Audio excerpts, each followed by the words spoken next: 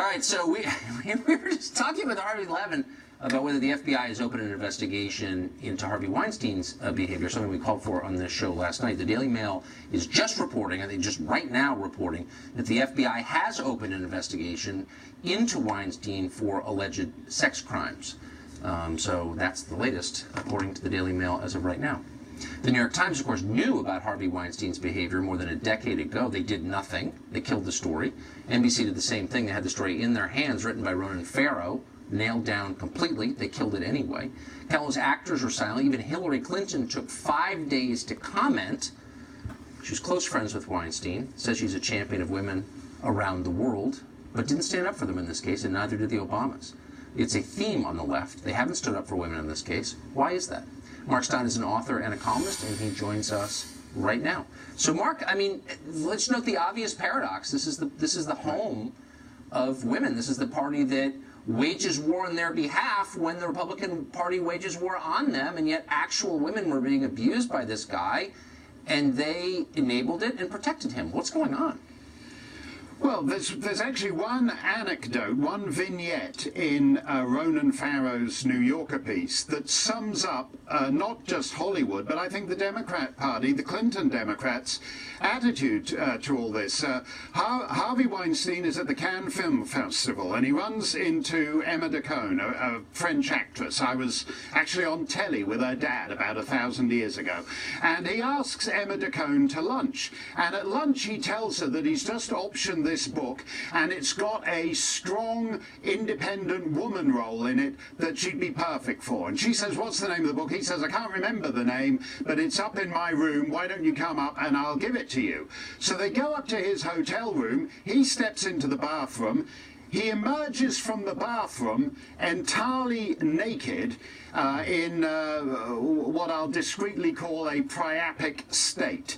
And that's progressive values in Hollywood in a nutshell. Oh, I'm totally committed to more roles for fierce, strong, independent women, and I'll consider giving one to you if you come up to my room and sexually service me. That is actually the Harvey Weinstein story, and to a certain extent, that is also the Clinton Democrat story too. Well, it's literally the Bill Clinton story. It literally. So, That's right. What is this psychological transference? Is the people who are committing the crime accusing their opponents of being guilty of the offense because it's somehow a way of expiating their guilt? I mean, why is it that people always accuse, the left always accuses its opponents of doing the exact same thing they're guilty of? Have you noticed this?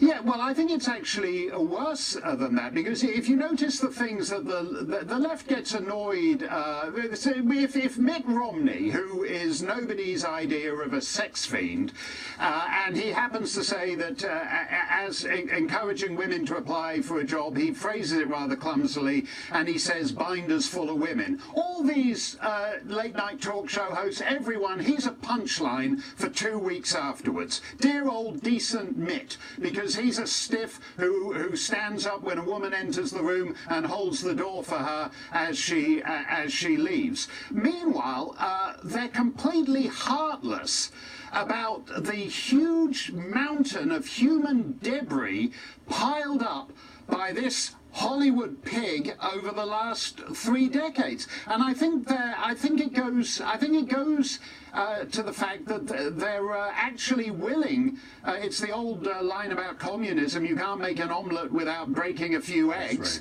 Right. And in this case, Harvey Weinstein's the guy who made Shakespeare in Love, and if he were talking to Shakespeare, he'd say you can't make a Hamlet without breaking a few chicks. This is the necessary collateral damage. No, this is the necessary collateral damage as they see it. They love humanity but mistreat people. It's always the abstract.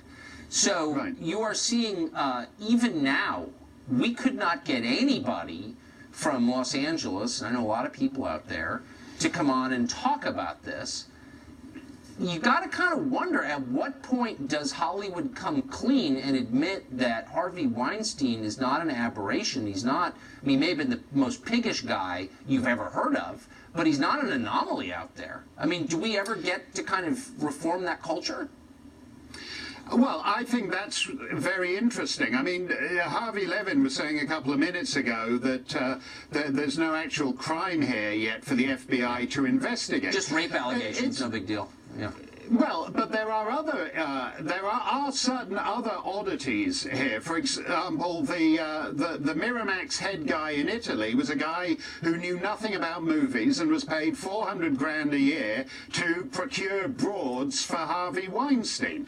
That's ultimately, I don't know whether that business expense went to the revenue agency in Italy or here in the United States under the parent company Disney, but that's certainly something to investigate. If you look at the way the Weinstein Company ran, he had a modus operandi. It would be a female staffer who would call up the young actress and invite them to a meeting, and the actress would think, oh, it's okay, because I'm not going to be alone with Harvey Weinstein, there's going to be this other woman in the room. And after 10 minutes, the female employee would withdraw from the room, leaving the actress there to be attacked, physically attacked, by Weinstein. That's systemic corruption in the Weinstein Company. That's right. And that's why it isn't just one man. There is something to investigate. That's what's corrupting about it, and that's what ties it to the Democrats. Because just as Hillary was an enabler who ran fraudulently as a feminist,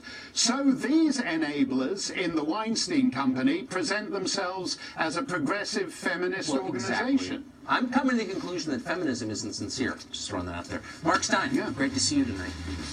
Thanks a lot, Tucker. 10 days.